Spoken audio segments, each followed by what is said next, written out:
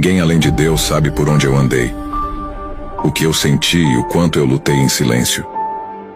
Só Ele conhece cada lágrima que caiu quando ninguém via, cada dor que escondi atrás de um sorriso e cada oração que fiz no escuro do meu quarto. Só Deus sabe quantas vezes me calei para não machucar, quantas vezes engoli o choro para continuar. Ele viu meus passos cansados, minha fé sendo testada, e mesmo assim, eu não desisti. Por isso, eu acredito que mereço ser feliz. Porque caminhei por caminhos difíceis, enfrentei guerras internas, e ainda assim conservei meu coração em paz.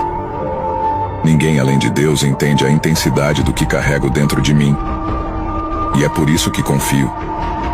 Minha recompensa virá das mãos dele no tempo certo.